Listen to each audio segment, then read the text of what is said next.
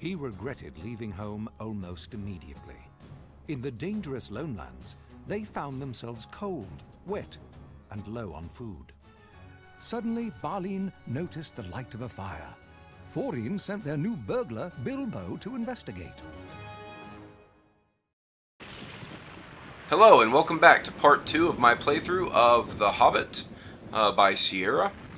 When we just left off, we just got out of the Shire, got a quick cutscene leading up to this that told us that we were going into the through the Lone Land and into the Trollshaws, and this is where we are now. Our food supplies are low after one of our ponies took fright and bolted. I don't like these parts.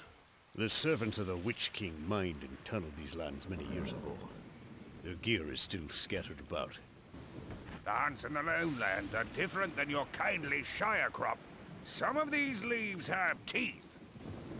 Oh, I wish you'd burgle us a nice hot dinner. I'm starving.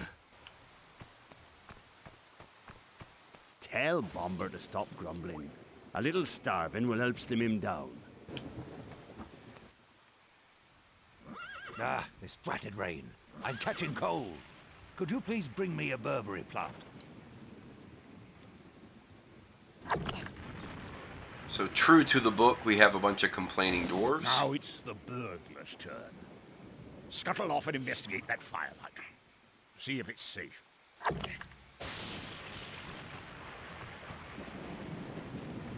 wolf? He certainly doesn't look as friendly as our Shire hounds. A little bit of combat here. Wolves! One was bad enough.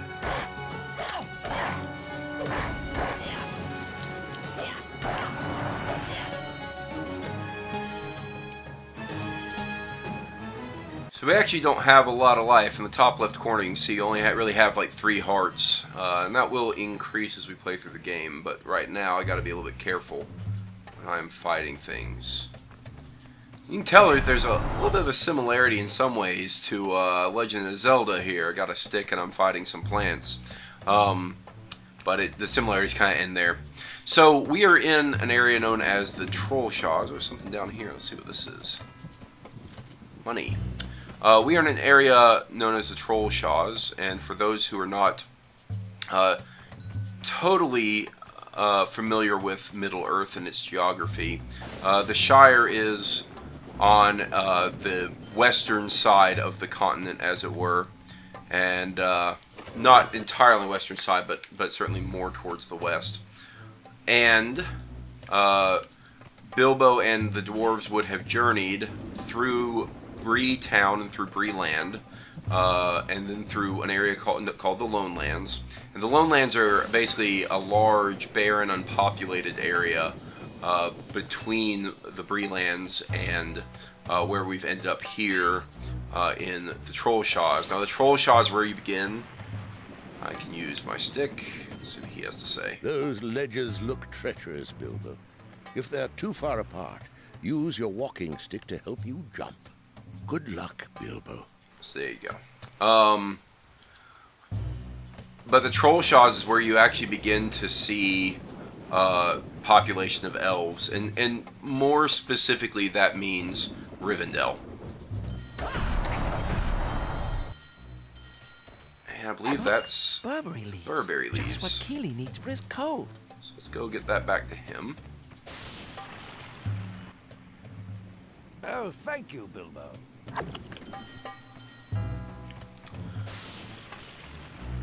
Now the Trollshaws, I believe they've done a pretty good job of accurately capturing kind of what it should look like in terms of terrain. I can tell you that Lord of the Rings Online as a game took a similar approach, very much valleys and forested areas, and so it's a little bit lush. Lord of the Rings Online made the Lone Lands very similar to kind of bald hill, high desert areas. So there's not a lot to be seen, and you're spending a lot of time just kind of wandering through areas that look very, very desolate and deserted. All right, let's save real quick. All right. can reach that floodgate, I can shut off this water. Okay. He's got a bit of guidance there, what to do.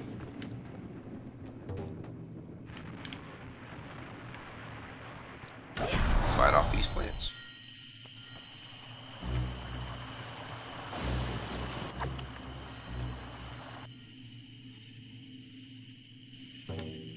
Alright.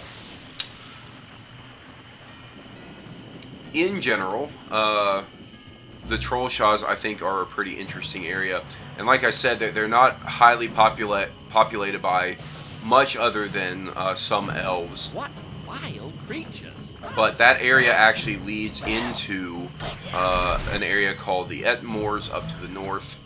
And if you were to go south from the Trollshaws, you'd end up in an area called the Enedwaith, which is essentially part of the area. Eregion and Enedwaith. Eregion is part of the area of the geography where the entrance to Moria is. So that's where the Fellowship goes. Looking at a map of Middle-earth helps a lot to understand the geography, obviously. But what I find very interesting about this game and games in general, as well as just people who are recreating parts of Middle-earth for us, is that you begin to get to see a lot of kind of the genius behind Tolkien's work, in that it's well thought out. The geography kind of makes sense where you are and what you're doing, or where in this game specifically, and where the characters are in the books and what they're doing, have a very, very good consistency. And there's a lot to be said about, you know, Tolkien kind of inventing the wheel, not reinventing it when it comes to maps. If you think about most fantasy books, maps and the geography in fantasy it's a very, very standard thing. I'm having trouble getting off of that chain apparently, so you're going to watch me repeat that a few times. But you think about even something like George R.R. Martin with Game of Thrones, and especially if you think about the miniseries, the whole introduction to that miniseries is them flying over the map. And most fantasy, I think about things like... I'm having a lot of trouble here talking and playing. It's an interesting, difficult problem.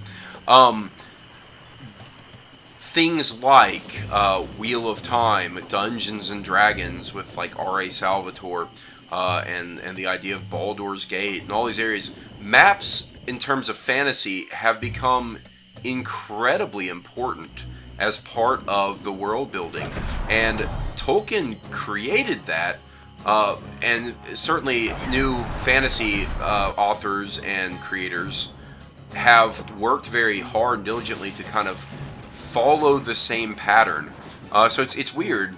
If I could just raise the water level, perhaps I could make my way across.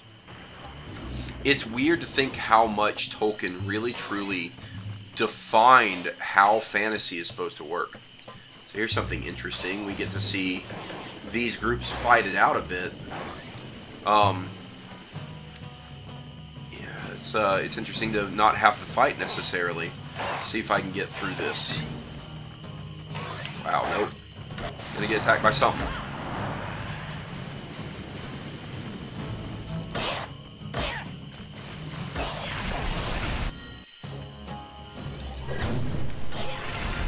Alright. Hey, I got extra life somehow. I got a level up. So, of course, I got experience of that blue meter, and I finally got extra life.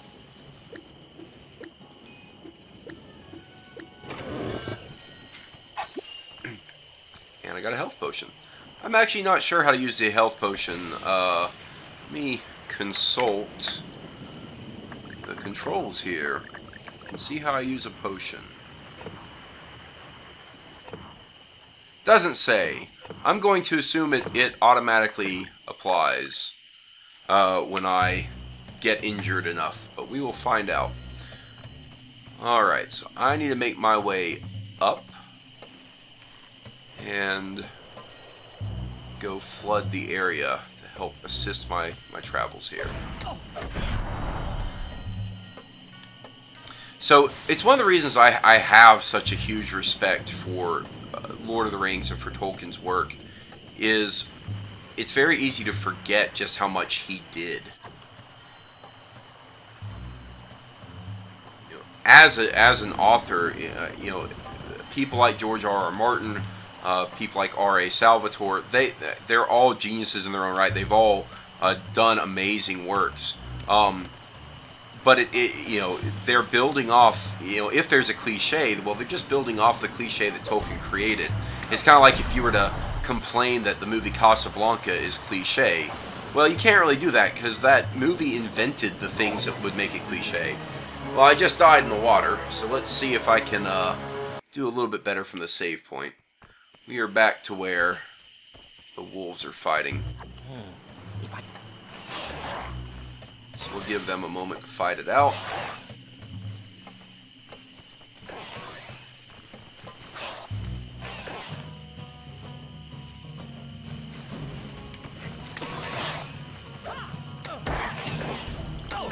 Wow, that was a bad idea to jump down there.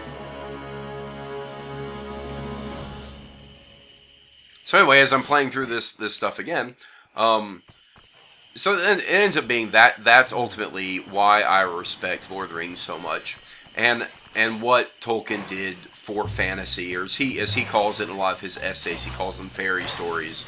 And it's weird to think that fantasy as we know it really hasn't existed for all that long. It really is a relatively new thing. And so I have a lot of respect for Tolkien for that reason. And I mean, I grew up with The Hobbit and with Lord of the Rings.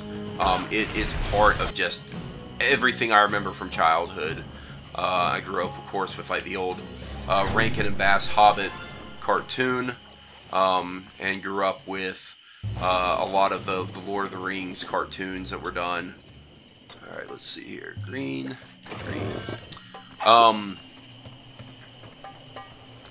And of course, I mean, you have the new movies, but I was very much an adult when Peter Jackson's films came out, so they haven't influenced me, I don't think, nearly as much in terms of my love for fantasy just in general.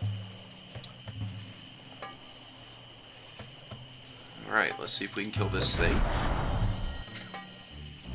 So I died at the water up here, so let's not go into the water.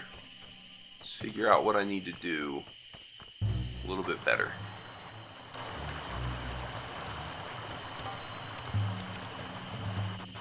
One of the problems that's actually hard with this game, and it's kind of hard to explain, there isn't as much thought given into the three-dimensional aspect of this game. So it's hard to kind of get a good view of what's going on around me. It's kind of hard to look around where I need to go. Okay. But I do know I need to go right over here. And I'm actually very surprised with this game. Again, I kind of mentioned it in the first video. I'm surprised at how well this game holds up. I mean, it's not hard to control. It all makes sense, and that's not something you really expect from a almost a decade-old game. It's very common, I think, of going back and playing a game like GoldenEye after having played something like Halo. The controls just don't make sense anymore. And this game is a 3D action platformer. It makes sense. The controls are intuitive enough. Wow. Alright, let's see here. Boy, that's a little bit jarring. As you can tell, the camera is doing some strange things here. So I think I actually have to wait for these platforms to line up. That's what ultimately happens here. Oof. Wow.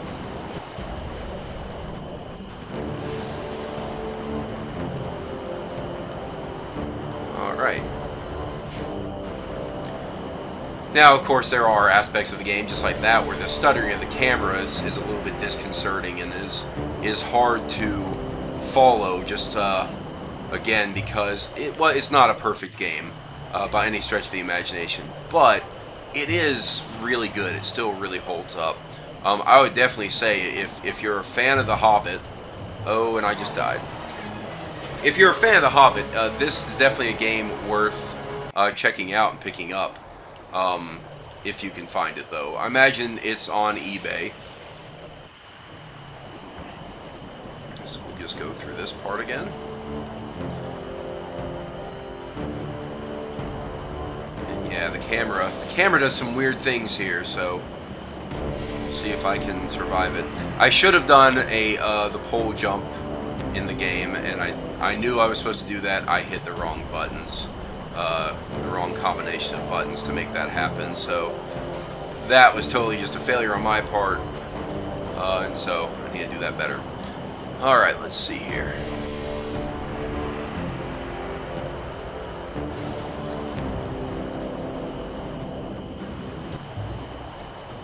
Regular jump over here. It's a regular jump back, but that second jump, oh look, there's a rope there. That's what I should have done.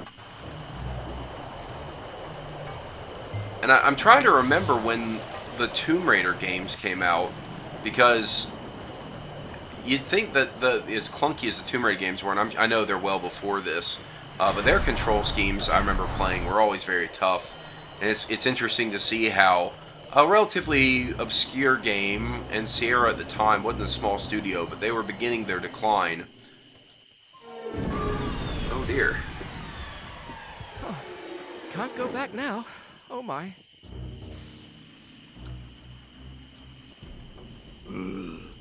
Mutton yesterday, mutton today, and blimey, it don't look like mutton again tomorrow. Not a blinking bit of man flesh have we had. Shut your mouth. You can't expect folk to stop here just to be ate by you and Bert. 3 wicked, huge trolls. I'd better tell the dwarves. Oh, but they'll just say that a really first-class burglar would have picked the trolls' pockets. Oh, wait, a pocketbook. I could sneak past them when they aren't looking and take it. Oh, I'll need to stay away from those noisy leaves, though.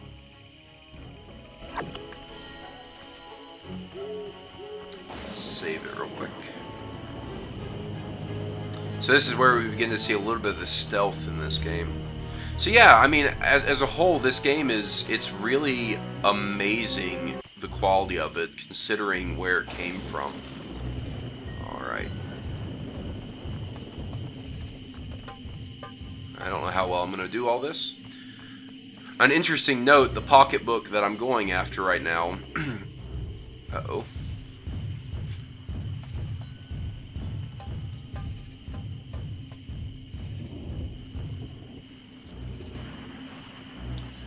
The little wallet that I'm going after in the book, it's actually kind of mentioned that it is a talking pocketbook. It's one of those kind of little tiny things that, and I think I'm recalling that correctly. It's one of those things where one of the little details that Tolkien puts in there that isn't really normal, and something that I think most people forget or ignore, and it just kind of slips their mind that it was ever even a thing. So let's see here.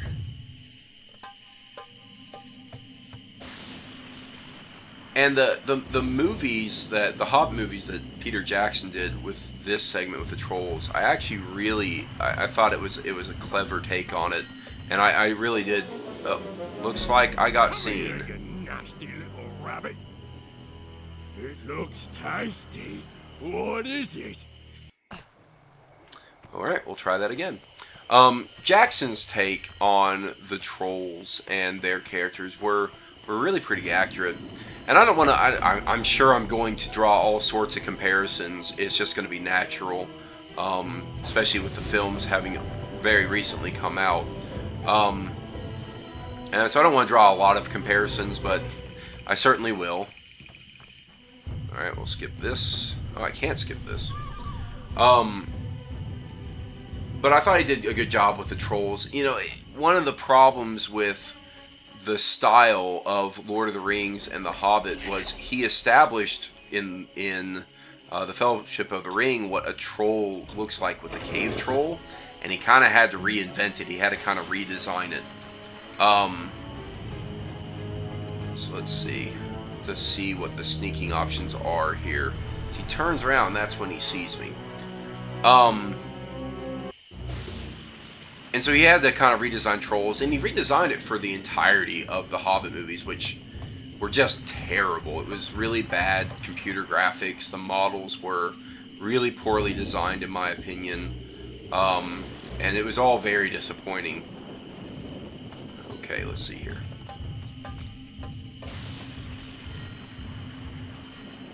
Alright, looks like I got by. And so that was definitely very disappointing.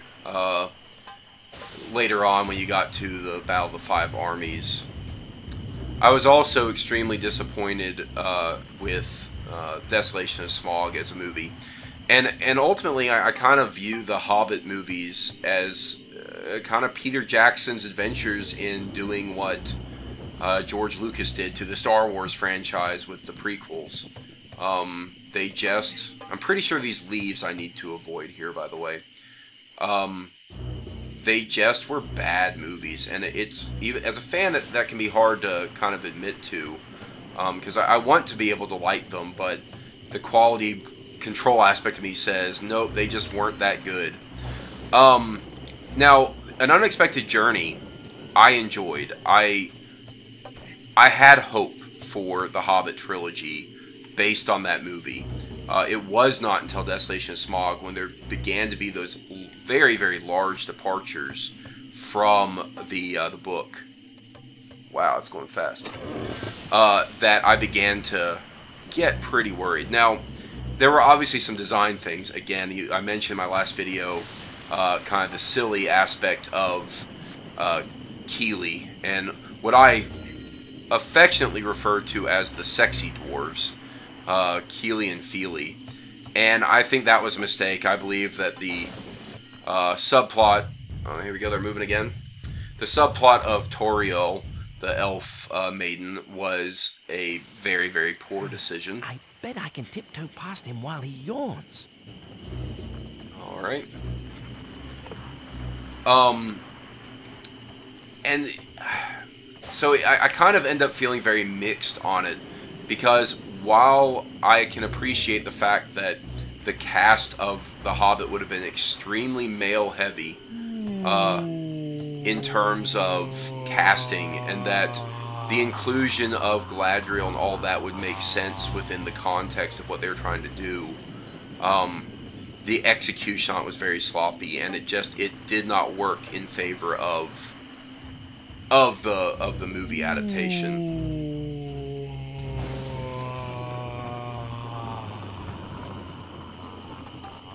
Okay, let's see here. This is where it's going to get a little bit hard, I believe. Well, I just got caught somehow. Nasty little rabbit. It looks tasty. And so it was a very, very rapid decline, in my opinions, of the Hobbit movies. And going into something like the Battle of Five Armies, I was almost actually able to enjoy it more just because it was going to be so mindless, and I knew that it was already going to be so far off from the book that I just wasn't going to have to worry about it at that point. It was just, I was going to sit back and watch it, see a little bit of Middle-earth, and try my best to at least appreciate certain aspects of it. Of course, then again, we had the giant sandworm things that came shooting out of the ground, so that kind of ruined it. Yeah, the inclusion of certain aspects was extremely disappointing. Alright, so I believe I have to stay behind these rocks is ultimately what I have to do. But we'll see. It's possible he'll see me here.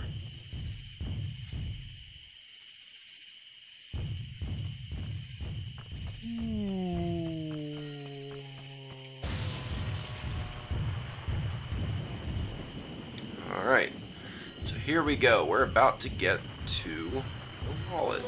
And he saw me. Okay. Well, I ruined that. It looks tasty. What is it? One thing about a game like this, I'm sure it'll be repeated many a times as I do this Let's Play, is the trial and error nature of this kind of game. It's pretty much impossible to do a perfect run. unless you know the game extremely well. And I don't. I've only ever played this game once before, so honestly, I feel very blind going into it. I have not... This game is not even really in recent memory for me. I only have a little bit of fond memories of playing it. So I'll definitely have to wait till this guy has his back turned before I run over to that wallet. But I'll hide here.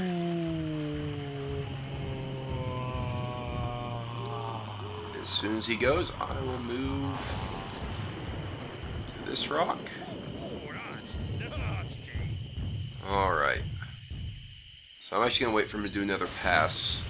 So he's walking backwards.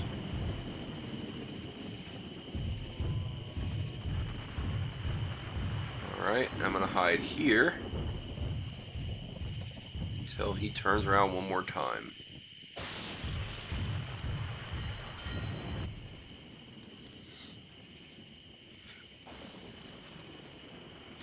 And there you have it. Who are you? It is talking.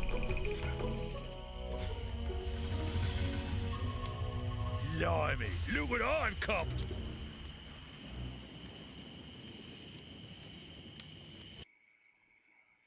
Well, and that's the end of that chapter. So I was right. There was the wallet talking. I knew I'd remembered that being a part of the book that a lot of people kind of glaze over. And there you have it. They actually used it as part of the little bit of that end cutscene. So something they could have very easily glazed over and was certainly glazed over in the movies. But a little bit of kind of the charming aspect of The Hobbit. Well, there you have it. End of that chapter. I will try to play through this a bit more. But until next time, have a wonderful day, and I'll see you next time.